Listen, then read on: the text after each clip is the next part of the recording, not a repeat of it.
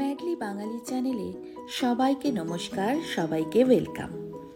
আজ শনিবার, আর শনিবার মানেই তো জমে থাকা যত কাজের পাহাড়। আজ যাব পটুম্যানের আধার কার্ড আপডেট করাতে। আসলে ওদের মতো বাচ্চাদের জন্য ইউডিড বা ইউনিক ডিসেবিলিটি আইডি বলে একটা কার্ড হয় আমাদের ইন্ডিয়ান গভর্নমেন্ট থেকে। নিজের সন্তানের ডিসেবিলিটি কে বা খাতায় কলমে প্রমাণ করতে চায় বলুন? তাই জন্য এত বছর ধরে ওই করব করে পাশ কাটিয়ে গেছি। কিন্তু এবছর ওদের স্কুল থেকে এটা ম্যান্ডেটারি করেছেন, আর তার জন্য লাগবে আধার কার্ড। ওর অলরেডি আধার কার্ড ছিলই, কিন্তু সেটার অ্যাড্রেস ব্যাঙ্গালোরের ছিল না।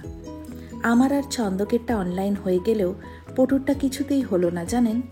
অগত্যা যাচ্ছি ব্যাঙ্গালোর 1-এর মহাদেবপুরা সেন্টারটায়। সব সেন্টারগুলোই আবার বাচ্চাদের আধার কার্ড আপডেটের কাজটা হয় না, তাই জন্যই এখানে যাচ্ছি। হয়ে গেছে আমাদের কাজ, এবার আমরা বাড়ি যাব। বাড়ি গিয়ে আপনাদেরকে ডিটেলে বলবো কি কি ডকুমেন্টস লাগবে আর কিভাবে কি করতে হবে। চলুন বাড়ি যাওয়া যাবে। এই অফিসটা একদম ফিনিক্স মলের অপোজিটে। কাগজপত্রের মধ্যে লাগবে বার্থ সার্টিফিকেট অথবা বাবা বা মার একটা head of the family declaration form. তার সঙ্গে লাগবে বাবা মার আধার কার্ড, যে কার্ডের অ্যাড্রেস অনুযায়ী আপনারা বাচ্চাদের কার্ডের অ্যাড্রেস আপডেট করাতে চান। এইচএফ ফর্মের মধ্যে আপনার নাম, ঠিকানা, বাচ্চার সঙ্গে সম্পর্ক এগুলো ফিল আপ করতেই হবে। তার সঙ্গে আরেকটি ফর্ম ওনারা দেবেন, সেটাও ফিল আপ করতে হবে। তারপরে বায়োমেট্রিক হয়ে গেলে 50 টাকা লাগবে। আর এই এইচএফ ফর্মটিও পাশেরই একটি দোকান থেকে আপনারা 10 টাকার বিনিময়ে কিনে নিতে পারবেন। যাই হোক, কাজকর্ম করে তো বাড়িতে চলেই এসেছি, এবার ঝটপট একটু কিছু খাবার বানিয়ে নেওয়া যাক। ম্যাগি বানাবো, তবে আজ একটু অন্যরকম ভাবে, ওই একঘেয়ে ভাবে নয়। ম্যাগিটা সেদ্ধ করে নিয়ে তার মধ্যে ক্যাপসিকাম, পেঁয়াজ, কাঁচা লঙ্কা, ধনেপাতা কুচি, তার সঙ্গে ম্যাগির মশলা, অল্প একটুখানি গোলমরিচের গুঁড়ো আর নুন, সঙ্গে 2টো ডিম দিয়ে গুলে নেব। তারপরে এই গোলাটা অল্প অল্প করে প্যানের মধ্যে নিয়ে চিল্লার মতো ভেজে নিলেই রেডি হয়ে যাবে আজকের খাবারটা। আজ এই আধার কার্ডটা আপডেট করতে যে অফিসটায় গেছিলাম, বেশ একটু সকাল সকাল যাওয়াতে ফাঁকা ফাঁকাই ছিল জানেন। সব মিলিয়ে আমাদের ওই 1 ঘন্টার মধ্যে সব কাজ শেষ হয়ে গেছে। ওই বায়োমেট্রিকটা হবে বলে বেশ ভয় ভয়ে ছিলাম জানেন। ঘরের মধ্যে ঢুকেই বলে দিয়েছিলাম যে ছেলে আমার স্পেশাল নেট চাইল্ড। তবে পটু একদম গুড বয় হয়েছিল আজ, আর যিনি করছিলেন উনিও বেশ যত্ন করেই কাজটি করেছেন। প্যানের মধ্যে তেলটা দিয়ে অল্প একটু গরম করে নিয়েছি। বেশি তেল দেওয়ার দরকার নেই, অল্প একটু তেল দিলেই জানেন এটা বেশ ভালোই হয়ে যাবে। কারণ এটা তো বেশ অল্প আছে, সময় নিয়ে ভাজতে হয়, তাই তেলটা অল্প দিলেও কাজ চলে যায়। ওই গোলাটা একটুখানি ছড়িয়ে একটা শেপ দিয়ে দেব। তারপরে এটা ধিমে আঁচে বেশ খানিকক্ষণ ধরে ভাজবো।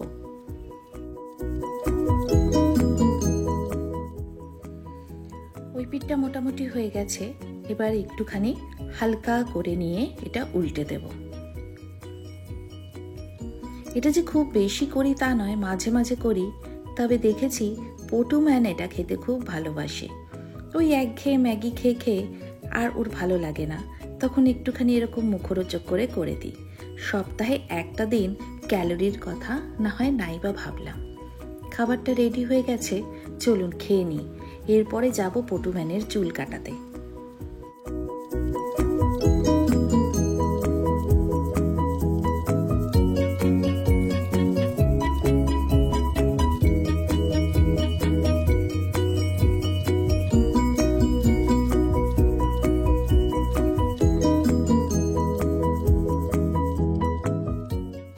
এই যে আমরা রেডি হয়ে গেছি ফর সেকেন্ড রাউন্ড আউটিং।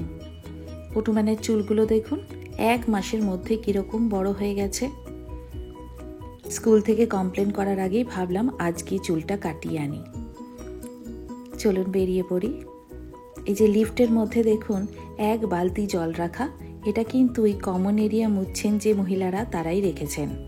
আর পটুম্যানের খুব ইচ্ছা এটাতেই একটু হাত ডুবিয়ে নেওয়া। বেচারা, ভালো মন্দের বোধ এখনো তৈরি হয়নি। যাই হোক, চলুন যাই গিয়ে চুলটা কাটিয়ে আসি। এই চুল কাটানোর ব্যাপারটা অটিস্টিক বাচ্চাদের বাবা মায়েদের কাছে একটা অনেক বড় যুদ্ধ, জানেন। নর্মালি 3-4 বছরের বাচ্চারা পাড়ার মোড়ের কাকুর কাছে গিয়ে চুল কাটতে শিখে যায়, আর আমাদের বাচ্চাগুলো 9-10 বছরে গিয়েও হয়তো একটা দূরের কোনো সহৃদয় কাকুর কাছে নিয়ে যেতে হয় যে ধৈর্য ধরে চুলটা একটু কেটে দেবেন, বিরক্ত না হয়। চলুন, প্রায় পৌঁছেই গেছি ওই দোকানটায় যেখানে আজকাল আসি চুল কাটাতে।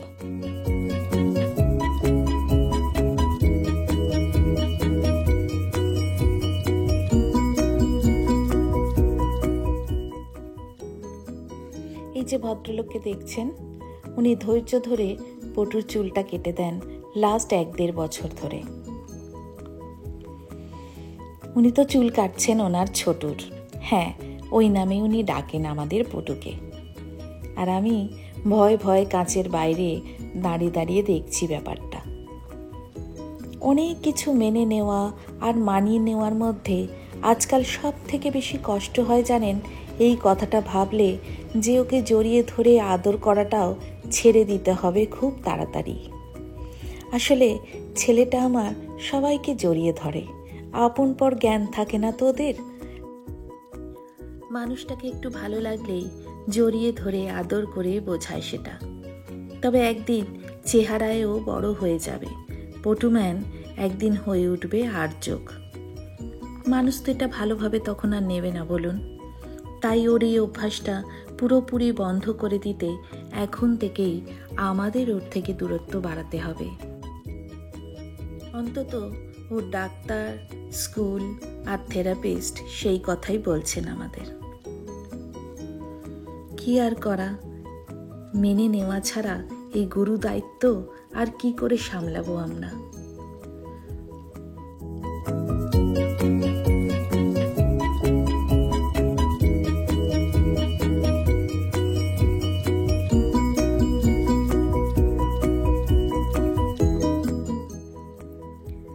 যাই হোক না কেন, ছাড়ুন ওসব কথা। আজকে দেখে বলুন তো, চুল কেটে আপনাদের পটুম্যানকে কেমন দেখতে লাগছে। চলুন বাড়ি যাই। বাড়ি এসে আজ আর রান্না বান্না করার বেশি সময় পেলাম না।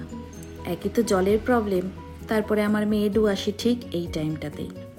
তাই ডিম আলু সেদ্ধটা পেঁয়াজ, কাঁচা লঙ্কা, নুন, তেল দিয়ে মেখে নিলাম। মুসুর ডাল সেদ্ধ, গরম ভাতে একটু ঘি আর একটা কাঁচা লঙ্কা ছড়িয়ে খাওয়া দাওয়া কমপ্লিট করে আবার বেরিয়ে পড়লাম আমরা। এবার যাচ্ছি পটুর স্পেশাল এডুকেশনের ক্লাসে। শনিবারগুলো বড্ড ছোটাছুটির মধ্যে কেটে যায়। এই ছোটাছুটির বেশিরভাগটাই পটুকে ঘিরে। ক্লান্ত লাগে, তবু মনকে বোঝাই ইমপ্রুভমেন্ট যতই স্লো হোক না কেন থামলে হবে না। সামনের সিটে বসা বাবা যখন জীবনের স্টিয়ারিংটা একদিন ছেড়ে চলে যাবে, আর্যক বাবু যেন তখন নিজের জীবনের গাড়িটা নিজেই চালিয়ে নিতে পারে। কারণ সমাজ তো আর চুল কাটার কাকুটার মতো নয়। ছোটু কই ভি নেই হতা বলে সাহসও দেবেন না। ওনার না হয় হিন্দিটা একটু নড়বড়ে, কিন্তু অনেক মানুষের মানবিকতাটাই বড্ড নড়বড়ে আজকাল চারপাশে। যাই হোক, আসি তাহলে আজকের মতো। কাল যাব এক অদ্ভুত মাছের দোকানে। সেই ভিডিও নিয়ে ফিরে আসবো খুব তাড়াতাড়ি। বলছি, ভিডিওটা কি একটু ভালো লাগলো? যদি ভালো লাগে তাহলে আপনাদের ভালো লাগাটা আমাদেরকেও একটু পাঠিয়ে দেবেন। একটু লাইক, একটা কমেন্ট আর একটু পাশে থাকা, ব্যাস এর থেকে বেশি আর কিছু চাই না।